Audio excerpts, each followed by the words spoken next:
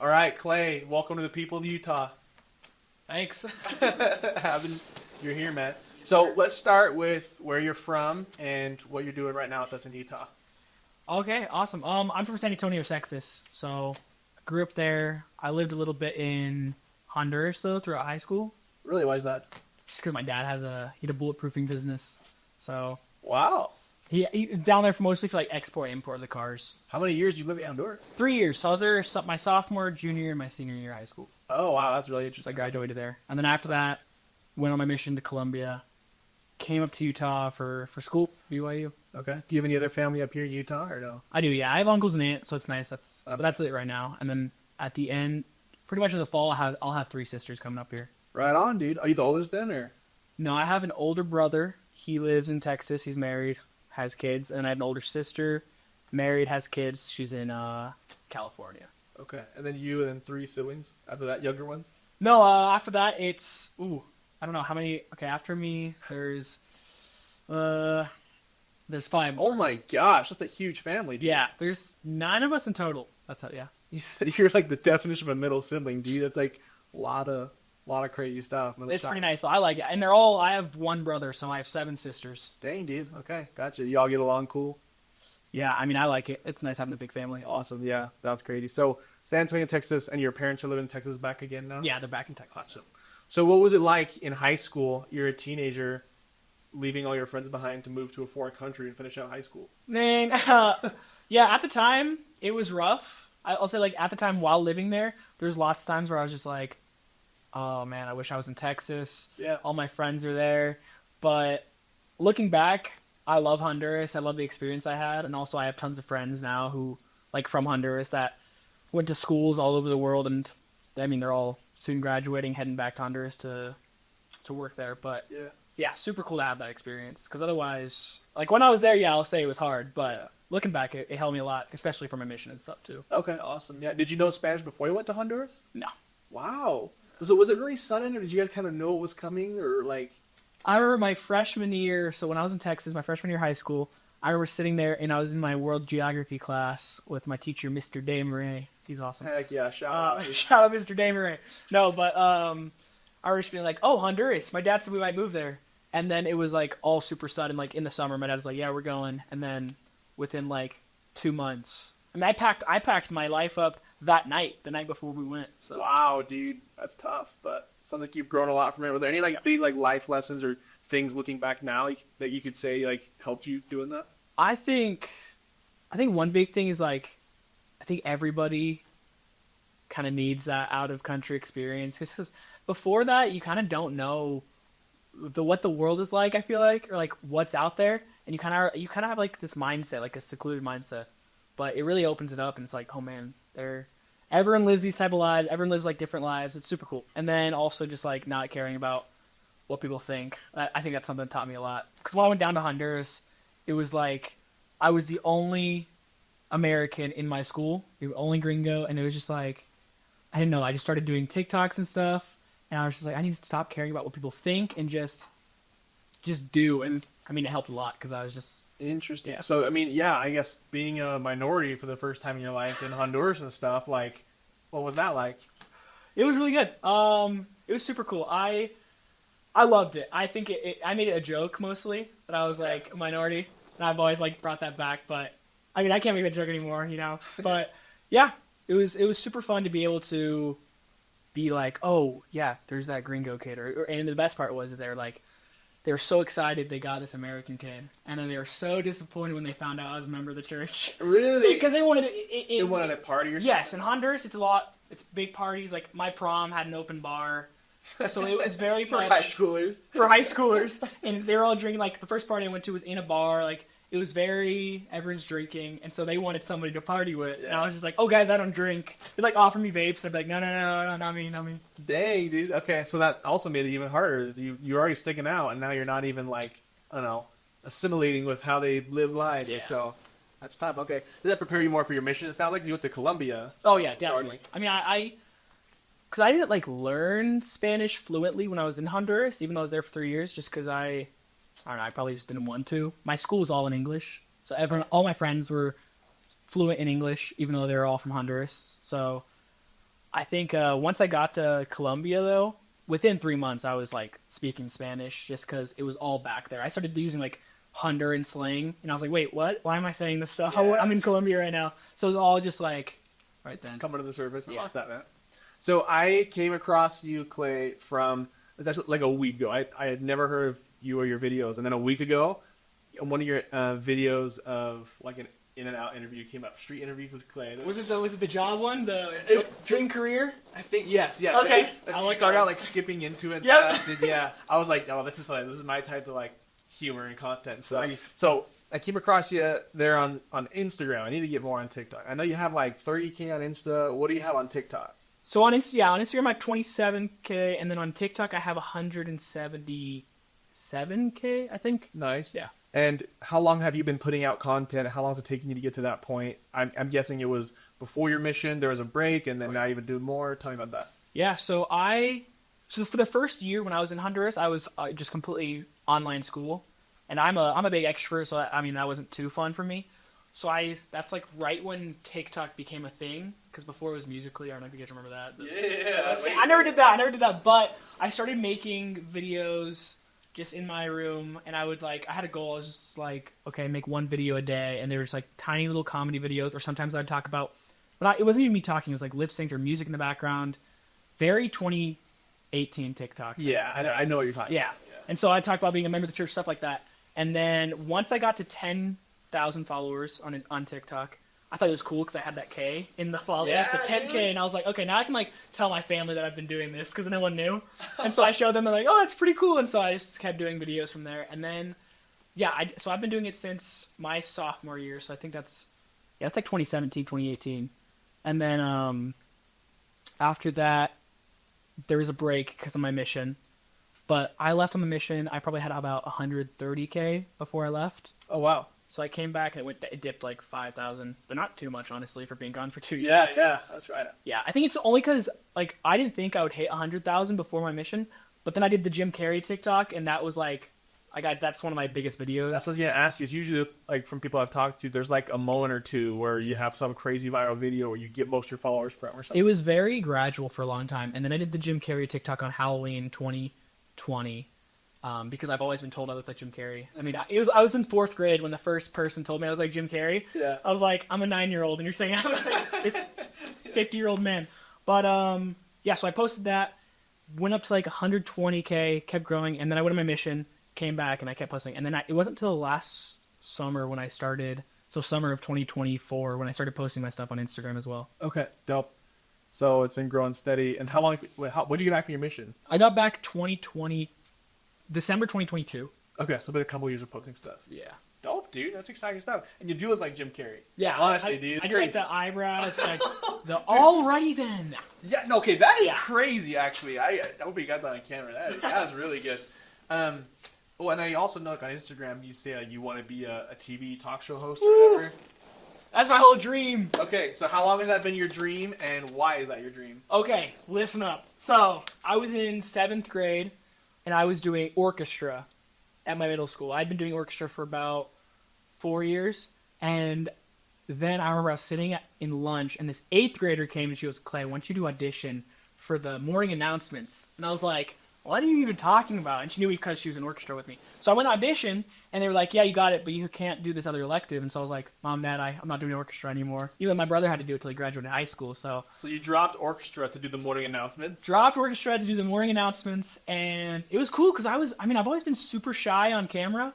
I'd say I'm a big extrovert. I love talking to people, love getting to know more people.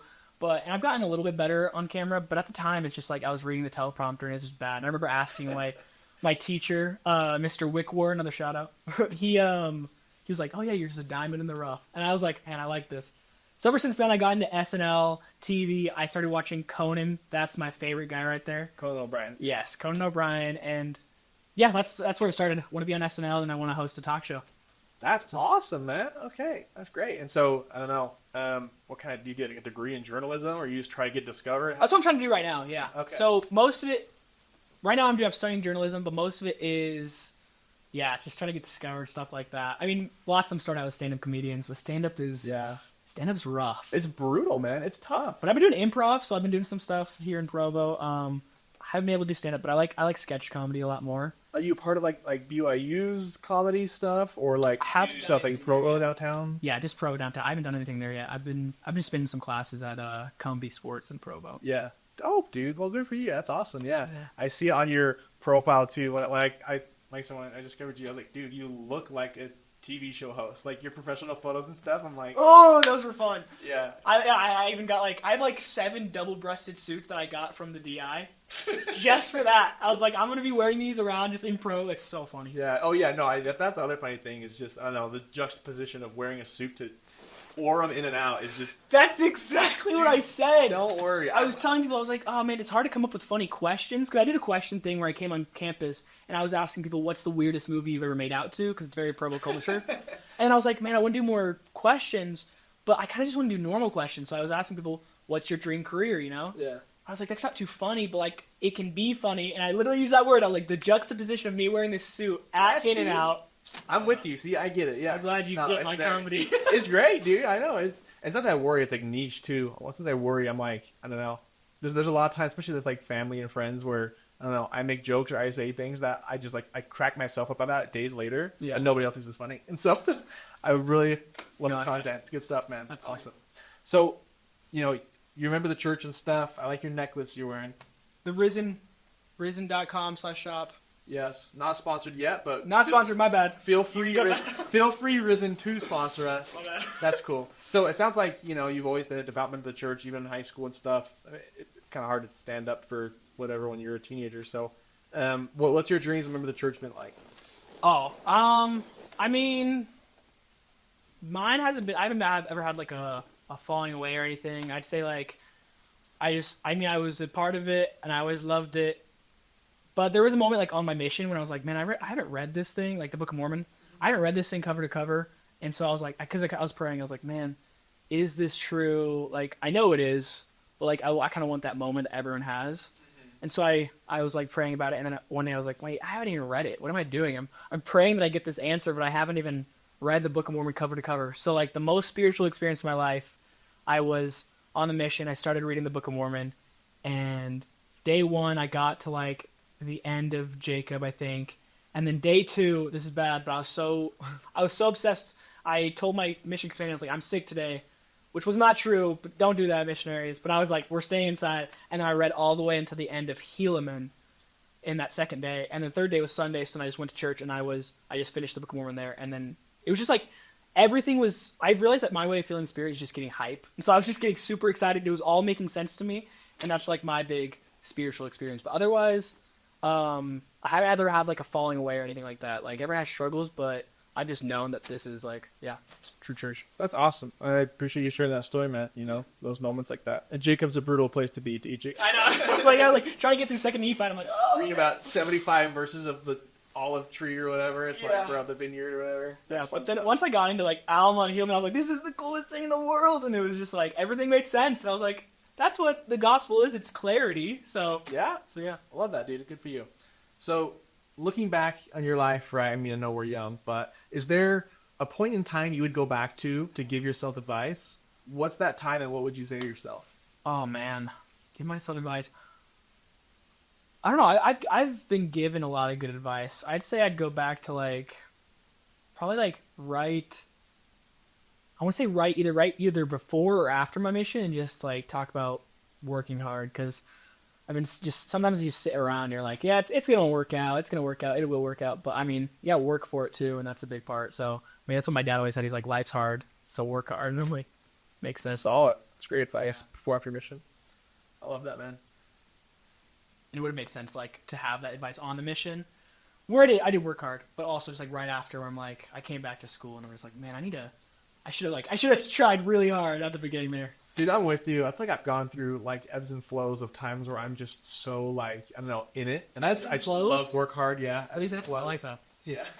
I'm still doing that. Yeah, please. I thought that was pretty common. I don't know. I don't know vocabulary. My vernacular isn't as expanded as. Yeah, no, that's true. Space. Maybe their time in Honduras, you missed out on the American common things you can say. But no, yeah, I've gone through that, dude. It's like on your mission, periods of time where you're so motivated and ready to just grind, and then there's times you're not. Same with like school, you're so motivated to grind. Times you're not work. So I found, that's not really about working hard when you're motivated to do it. It's more about like, I don't know, anybody can do the right thing when it's easy to do the right thing, right? Yeah. And so character building happens when it's hard. If you want to be more patient, you got to be put in situations that test your patience. Same thing with like working hard and being diligent. It's like you can't say you're a hard worker unless you're working hard when it's hard to work hard. Like, Yeah, but when exactly. you're not motivated. You know what I mean? Yeah, it's easy to say you're working overtime or doing 40 hours of work at work, but it's like, is that really hard? Like for some people, that's just easy. That's not really hard. I mean, Yeah. it just depends. Yeah, I'm with you, man. So let's talk about Utah a little bit. How long have you been in Utah? 2 years? 3 years? I've been in Utah for, like 3 years. Okay, awesome. What would you say so far is your favorite thing about Utah and your least favorite thing about Utah? Ooh, my favorite thing is definitely just like the mountains, and I mean, no, just what do I want to say, like the landscape, the setting. I don't know. It's Yeah. amazing because you have the mountains. So in the wintertime I ski, and then right now it's the summer, and it's just so amazing because you can do hikes, you can go to the river, you can play pickleball. I love that, like, you have, because in Texas it was just like hot, or in Honduras it was just hot. Did it ever Like, snow in San Antonio where you're at, or no? I mean, there's like rare occasions where we'd have like ice storms or stuff like that. Every once in a while, you'd be like staying up all night, and then you'd see a tweet from your school district. You'd be like, "School's closed," only because there was ice on the road, and it was awesome. You get an inch. You're just super excited, yeah. That's so funny. Okay, so you like, that there's climates, you get all 4 seasons. Yeah, exactly. I do like that because I got into skiing last year, and that's been really fun. And then my least favorite, I don't know. I'm one of a kind. I feel like I appreciate Utah a lot more than other transplants because other people come here from other places and they just do not like Utah. Everyone's roasting, and I'm like, I don't know. I kind of started to like it, so I like everything. The worst thing would probably be, I mean, I want to say the culture, but I've gotten used to it. It's not too bad. What do you mean used to it? Used to what? I mean, I don't know. I feel like lots of people over exaggerate on how bad Utah culture is, and by that I mean like dating culture, like the way it's just weird when everyone's a member. I feel like that's something that people aren't used to, and so I think it's pretty cool actually. And then when I leave Utah, I forget sometimes. I'm like at the airport and I hear somebody say something, I'm like, oh, I forgot where I am for a second. But I actually, you know what? I'd probably say my least favorite. It's probably dating. Yeah. Dating is the worst. I mean, it just depends. I feel like everyone here has been taught about going on dates with like lots of people, finding that person. And so there's never really a time where you're just like with somebody because everyone's just off seeing other people. Everyone's elusive. Yeah. Exactly. It's weird. It's kind of weird sometimes. And then you get that text where it's like, hey, Don't hate me. don't hate me. Or it's like, well, what's the one I got recently? It was so funny. It was, it was basically, he was like, I think that you're a great person and I don't want to bring you down. It was something like that. It was like, your standards are up here. And she's basically saying like, mine are down. It was funny. Wow. Okay. Yeah. And I've gotten like 3 of those, so that wasn't out to anyone specific. That's fair. Yeah. There's no name calling happening here. That's good. Well, that's funny too. Is like now that you mentioned that, just thinking back to like when I was in the dating scene, I think that's true. I think there are a lot of really weird. Are you married? Yeah, I am married. Oh, you made it out. Yeah, dude. No, it's Made it out. Come on. It's fantastic on the other side. I'm not gonna lie, dude. But no, it's true. Like I don't know. There's so many weird nuances and weird like texts and things people say that I don't know if it would happen out of state. I never like dated out of state. Yeah, exactly. It could. I don't know. But it's way weird. Yeah, I don't know. I don't know if it's about young people in Utah or if it's young people who are members of the church. I don't know what it is, but a lot of weird stuff like that. Yeah. Those texts are so funny. Don't hate me. Oh. Yeah, and I think I mean, it's also partly me. I need to bring down, not my standards of the person, but I need to bring down, like, I have this, like, in my mind, I'm like, this is my wife. This is who she is. And I meet someone, I'm like, you're not my future wife. I'm like, I need to stop doing that. I need to stop comparing people to this imaginary woman I have. But then it's also like, yes, and is that imaginary woman actually going to be that interested in Clay? Like, Okay, Peter, let's move to her. Yes, that's the clip. That's the clip. I know what you're quoting. No, yeah. No, that's awesome, though. I didn't have to do that, though. I actually kept the dream woman in mind, and I got it. So that's Nice. lucky for me. But I wouldn't recommend it for everybody. Yeah.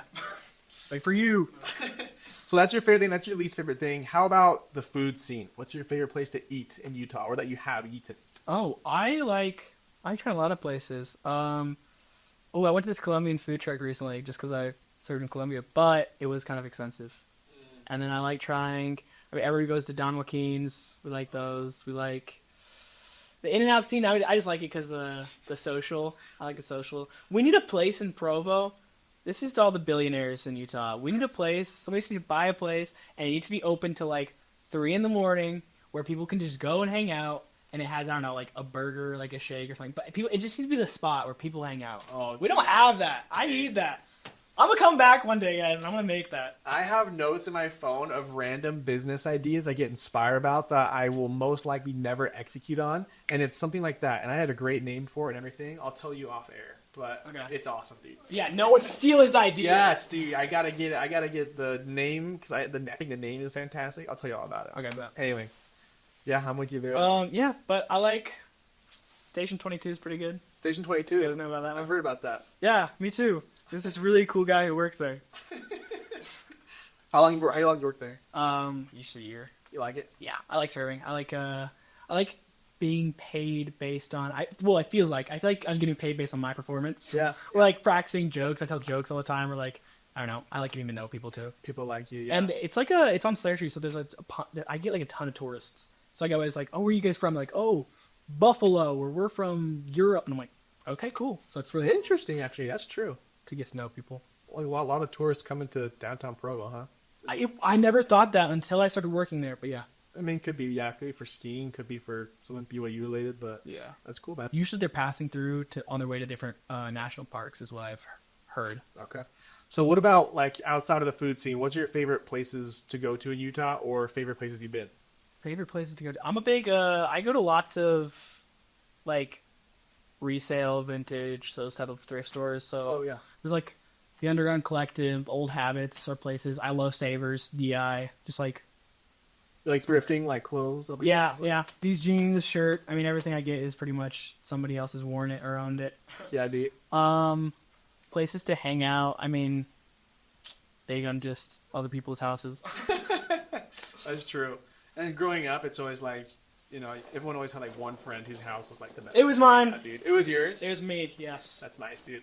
That's so clutch. It was definitely my house. I want to have that someday. But yeah. Everyone had like a friend. Did you have like a theater room or anything in your house? No, not that. Was the best. Dude. Not that. You had a friend with a theater room. It was like lights out, dude. That's where you're going. But no, we just had the pool. The pool. Oh, the pool, yeah. Pool and the hot tub. That's what we had. That's what we got deal, all over. Done deal. Well, with the big family too, it's actually impressive. What do you say your dad does? He like that. He bulletproof cars. Bulletproof cars. Yeah, they show a BYU Marketing 201 class. They always show the video of him. He had a viral video of him getting shot at. He gets into a car and a guy shoots at him. Wow. So does he? And it's like a private company. Does he like contact like the government or with like law enforcement or just like no? It's rich people who want it. I don't know. Brian, most of it was like Middle East, I think, or like celebrities that I can't name. I signed an NDA. I'd love to tell you more, but I never signed anything. But I've heard rumors of rumors. That's awesome, bro. Cool. Well, I mean, you told me how looking back, advice you might give yourself. What would you say to people out there? Like, what's one of the biggest lessons you've learned in life and a message you want to share with everybody else out there? I mean, honestly, it's. I posted a video about it. It's not caring about what other people think, like I said, and it's also just like there's a quote, not letting other people's opinions of you become your reality, but also not letting your own opinion of yourself, because sometimes we can be our biggest haters. Sometimes I watch a video of mine and I'm like critiquing it out loud, and one of my friends is like, I didn't even notice that, or like, what are you even talking about? And I'm like, man, I am my biggest critic sometimes, and that needs to stop. So it's like, sometimes you just gotta, I don't know, you gotta love yourself, and you gotta let other people love you, and it's just by doing things unapologetically. Being yourself unapologetically. I said that in a video recently. Yeah. Same exact thing. I love that. No, and that's true, man. I've seen that in my life. I think it's big. How would you say you've, I don't know, gotten to the point where you don't care, or at least you're working on not caring about people's things? How, I don't know, what are actionable things to get to that state of mind, do you think? It's hard for me because what I've realized is that like on TikTok and Instagram, on social media basically, I hide behind the screen. So it's pretty funny because like, you wouldn't expect this. Lots of people wouldn't expect this, but I have like this stage fright that I'm trying to get over, which is crazy because of what I want to do, be on SNL and all this stuff. But I get like super nervous when I'm on stage in front of people. But on TikTok, I can go live and I have 4,000 people watching, or I post a video and it gets 10 million views, and I'm just like, yeah, but those aren't like real. It doesn't feel real, but I'm like, Yeah. "Ah, those are real people watching it. So it feels like sometimes I'm cheating in that aspect, Yeah. not caring about what people think. But otherwise, it's like, I don't know. I get comments every once in a while, and I feel like for me, it's mostly just majority. I've been doing these videos. Lots of people think I look like this guy from a early 2000s TV show called The OC. They think I look like Seth Cohen. And like the majority of people be like, yes, oh my gosh. And then every once in a while there's like, you look nothing, this video's awful. And I'm like, yeah, majority of rules, you're wrong. Yeah. But, so I've never gotten like too much hate. But I mean, in person, it's all just, I don't know. I think it's, if you don't want to hang out with me, that's okay. I'd rather not hang out with you either. That's how I see it. I'm like, Good. I hang out with people who want to be around me, and I want to be around them. So Well, that's cool because I don't know the answer either. Because like I don't know, I feel like most of my life and most of the time I have that attitude of like I don't care what people think of me. Like, yeah, I'm just gonna do me, whatever. But I don't know how to like, I don't know, other people I know who aren't like that, who are like all worked up about somebody else's opinion, and I'm like, man, like I don't know how to explain it. I don't think you should care at all about what this person thinks about you. Like, I think people are just way too invested in other people's lives recently. I don't know. I see like TikToks of somebody doing something, and everyone in the comments is like, "Oh my gosh, girl, your husband hates you," and I'm like I don't know. I'm quoting a specific video. There's a video of the couple at Swig, and the husband's joking. It's right after they got married. The husband's joking. He's like, "Oh, you big back," and everyone's like, "How dare he? Does he know that you're supposed to love your husband or love your wife? Does he know?" And I'm just like, y'all don't know their relationship. Y'all don't know that people get worked up over things. Like, people get way too invested in other people's lives. That's how I feel like it is with me. I'm like, they don't know me, so why should their opinion count towards me? Or like, it's great. They don't. I like that. I think I'll take that. Yeah, like they don't know you. They don't know the full context of what they're saying. exactly. Have you, you know, with your creator journey, have you been like recognized in public by people? Like, oh hey, I see your videos. Like, Yeah, that's the weirdest. how often does it happen, and what's it like? It's pretty okay, if I go to In-N-Out past 10 p.m. any weekday or any weekend night, it is, like, people recognize me, and it's weird. I'm like, It's awesome, man. I don't know. I know. I'm starting to I have to get used to it because at first I think I weirded people out because like it would happen at the here at BYU on campus, and someone would be like, "Oh, hey, you make videos," and at first I think I didn't put on the right impression because I didn't feel like, "Oh yeah," I'd like kind of make them feel uncomfortable for even coming up to me. I'd be like, "Oh yeah," I'm like, "No, what are you talking about?" And I started thinking about it. I'm like, I don't want them to feel uncomfortable for getting out of their comfort zone and saying hi to me. So now when people come up to me, I'm just like, "Oh, that's awesome! Like, what video have you seen?" I like try and get. I'm like, "Oh yeah!" I try and get into it because I feel bad for making them uncomfortable at first. So now it's just, "Oh yeah." So it happens at mostly In-N-Out. Happens at the mall. It's just like when I'm out. I don't know. It's pretty interesting. Awesome.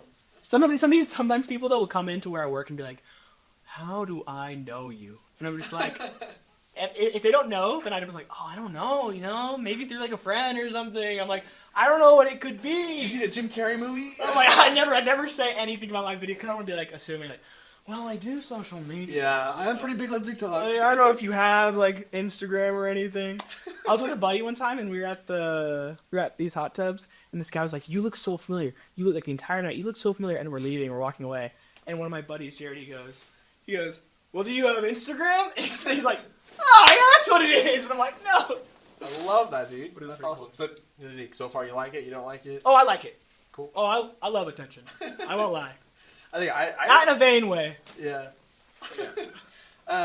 Do you have any followers that are like, I don't know, like you get one day, this person started following you, it's like a big famous person following you, like, oh, let's go. Like any cool followers like that you've had? I haven't. Not that I know of. So like every once in a while, I'll see like it shows me like likes. So I'll see likes on videos from like I don't know BYU football players or like old BYU football players or like I'm trying to think of the biggest one. That Halloween TikTok, did what's his name never like it? That he said you look like somebody. Was it the Jim Carrey one? Jim Carrey? He never liked your video, did he? I don't know. He doesn't have social media. He's kind of. Fair enough. I hope he's doing okay. I think he's kind of crazy right now, but yeah, I don't think he does social media. But yeah, Local celebrity. I think Chad Michael Murray has seen one of my videos. Dude, shout out. He's actually a big fan of the show. So Chad Michael Murray. Yeah, that's if you guys know, that's Lucas. That's his name in One Tree Hill. yeah, that's like I love what you. No, that's your last name. He's also he's in some other stuff too, but yeah, he's a beast. Yeah. Good basketball player too. Yeah. Anyway, that's awesome, bro. Good for you. In closing, Clay, what is one thing if you could communicate to anybody out there, what's one thing you wish people knew about you? About me? Oh, I don't know. Guys, I know I'm not the funniest in the room. And I'm not trying to be. But I think I'm funny every once in a while. I don't know. I want people to just know that I'm a big dreamer. I don't know. I really liked Timothy Chalamet's speech at the SAG Awards. He just talked about, he's like, he basically just got rid of all people wanting to be nonchalant. He got rid of that idea of being nonchalant, and he's just like, this is what I want to do. I want to be big. I want to be great. I want to, like Michael Jordan, Michael Phelps, me. I'm like, that's how I want to be. I want to be, I mean, maybe not on that aspect, but I want to be, Conan, Jimmy Fallon, like these late night hosts, Johnny Carson, that's the big one right there. But Seth Meyers, The Lonely Island. It's just like, that's where I want to be. Want to be in that league? I just want to be like, my mom. One last thing. Yes. When I was younger, I remember telling my mom, I want to be an actor. I want to be famous, which is crazy. But my mom was like, okay, name one actor who's a member of the church. And I was like, oh yeah, John Heder, he plays John Heder, he plays Napoleon Dynamite.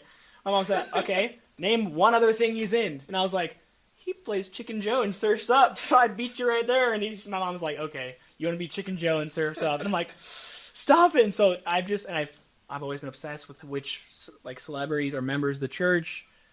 And there's tons that go away. I just want to be one day, some kids like, oh, I want to be famous. I want to be a comedian. I want to be on TV. And they can be like, Clay Kimball, he doesn't do drugs or alcohol, and he still is a celebrity and still a great member of the church. But I know it's hard, but I want to do that. That's so you say that, 'cause that's true. And I think that with like, I don't know, what's his name? Like Tony Finau, I think. Yeah, that's his name. golfer. He's a member of the church, right? Yes, sir. Yeah, I don't follow golf that well, but I know who he is just because it's like, oh, he's part of my tribe, and he's at this elite level and stuff. So I get where that comes from for you to be like, I want to be at this elite level and also represent my tribe, represent the church. Exactly. And so that's awesome. Lots of that, man. Well, you're a beast. Thanks for coming on the show, man. Thanks for James. Let's get to know you, being a person of Utah, and stay as long as you like. Yes, sir. All right. All right. Perfect. Take it easy. Well,